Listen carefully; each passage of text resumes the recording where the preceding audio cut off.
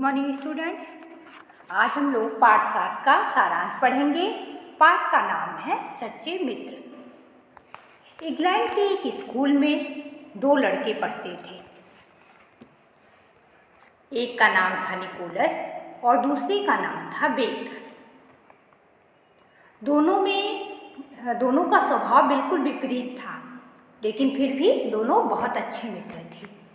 Bake को सत्य से प्रेम था जबकि निकोलस को असत्य से। एक निर्भीक था तो दूसरा कायर, एक मेहनती था तो दूसरा आलसी। फिर भी दोनों बहुत अच्छे मित्र थे।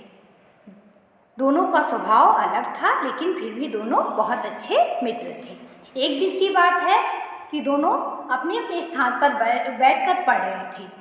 शिक्षक किसी काम से थोड़ी देर के लिए बाहर चले जाते हैं। सभी बच्चे पढ़ाई बंद करके शोर करने लगते हैं। निकोलस सोचता है कोई ऐसा काम करें जिससे सबको मज़ा आ जाए, और उसने खिड़की का शीशा तोड़ दिया। हल्के से धक्के से खिड़की का जो शीशा था वो तोड़ दिया। निकोलस डर गया कि अब उसे शिक्षक स्कूल से निकाल देंगे और मारेंगे भी। शिक्षक कक्षा में जब लौटे बाहर से, तो उन्होंने देखा कि कमरे में बिल्कुल सन्नाटा था। खिड़की का शीशा टूटा हुआ था। वे क्रोधित होकर बोले, जिसने भी यह गलती की है वो खड़ा हो जाए। लेकिन कोई भी खड़ा नहीं हुआ। उन्होंने निकोलस से पूछा, उसने साफ इनकार कर दिया। फिर शिक्षक ने बेक से पूछा, तो बेक ने सोचा निकोलस मेरा मित्र है, क्यों ना मैं इसकी गलती, इसका अपराध अपने सिर ले लूँ। बेक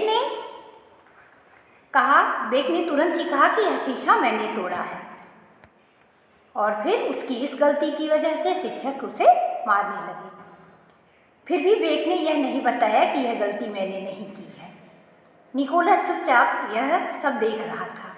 उसकी आंखों में आंसू थे। बेक के इस त्याग से निकोलस के अंदर अपराध बोध हुआ। एक नई किरण उत्पन्न हुई। निकोलस ने कहा, मैं तुम्हारे इस कर्ज को कभी नहीं भूलूंगा। फिर धीरे धीरे समय बीतता गया। 40 वर्ष का समय बीत गया। निकोलस न्यायाधीश बन गया और बेक सेनानायक। इंग्लैंड में उस समय क्रॉमवेल का शासन था।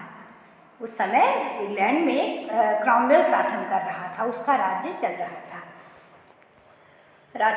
राजतंत्रवादियों और प्रजातंत्रवादियों में उस समय युद्ध चल रहा था। बेक भी राजतंत्रवादियों के साथ था। निकोलस उस समय वहाँ पर न्यायाधीश था। क्रॉमवेल ने आदेश दिया था कि जो राजतंत्रवादियों के साथ हैं उन्हें मृत्युदंड दिया जाएगा।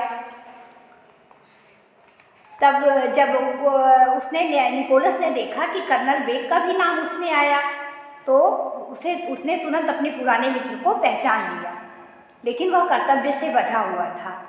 उसने 4 दिन के बाद फांसी का निर्णय दिया। फिर वह घोड़े से लंबी यात्रा करके लंदन जा पहुंचा।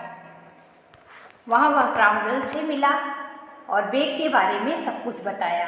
उसने बताया कि कैसे उससे उसकी मित्रता थी, कैसे जो है उसने उसका अपराध अपने से ले लिया था, ठीक है। और बताया उसने कि बेक का मुझ पर बहुत बड़ा कर्ज है, अब वह समय आ गया है कि मैं इस कर्ज को उतार दूँ, किंतु यह आपके बिना संभव नहीं है।